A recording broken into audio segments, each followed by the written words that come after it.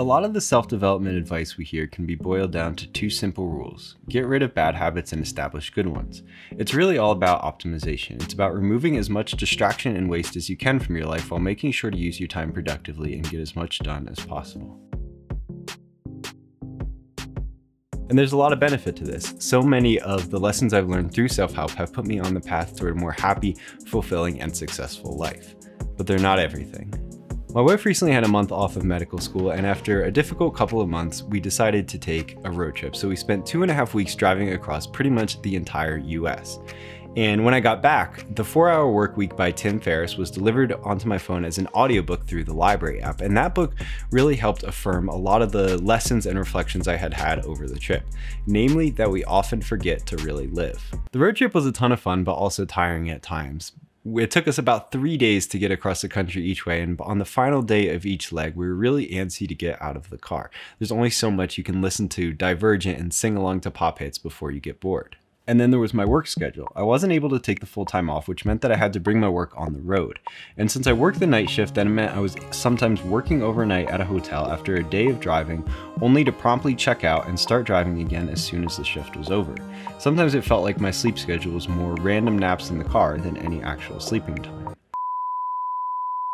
But it was so worth it. We got to see so many new places, eat a ton of great food, and most of all, be on the beach. Since we currently live in the desert, it's been a long time since I've seen the ocean. It was magical getting to take long walks, ride the waves, and watch sunrises and sunsets. When we got back from the road trip, physically I was really exhausted, but mentally I felt really rested. You know, after those weeks of being on the beach, being away, spending time just the two of us, I felt simultaneously more at peace, hopeful, and determined than I had in a long time. And as I reflected on that feeling, I realized that too often I had been focusing on productivity. You know, in the months leading up to that road trip, I had focused too much on getting things done, on optimizing the tasks I was doing, on spending more and more time creating things, spending time on my hobbies, getting tasks done around the house, and not enough time on just living. But what really solidified those ideas in my mind was starting the 4-Hour Work Week. Going in, I expected it to be just another self-help book, to repeat familiar ideas of becoming financially free, being more successful, and living on your own terms.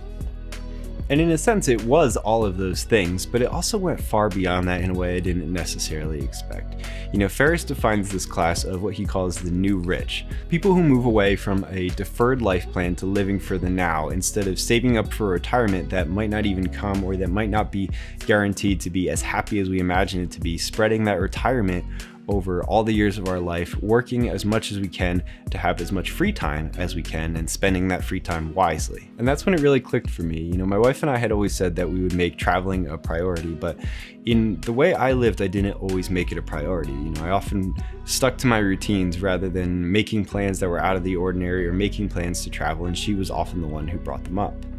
But on this road trip, I couldn't stick to my day-to-day routines. You know, we spent most of our time traveling, seeing great sights, driving, or spending time with each other or people we cared about. And so, you know, the very little free time I did have was often spent catching up on sleep. That meant I couldn't stick to my routines, and I was forced to break them and therefore break my mindset. And yet without my daily schedule or routines, I still had 2 of the most fun and fulfilling weeks that I could remember. And beyond that, I felt more ready to come back to work and more inspired to create than I had had in a long time. There's value in learning to just live, to opening yourself up to new experiences, breaking your routine, going offline for a few days. Living out in the world, being present, and getting out of your usual routines reminds us what really matters in life. It's not all about productivity and reaching our goals. Sometimes it's just about being part of this incredible world. After all, our goals, dreams, everything we worry about or work toward are really all just human-made conceptions. They're human-made quests for status or recognition or success. The only thing that is truly real and tangible is ourselves in this world. We're meant to be a part of it.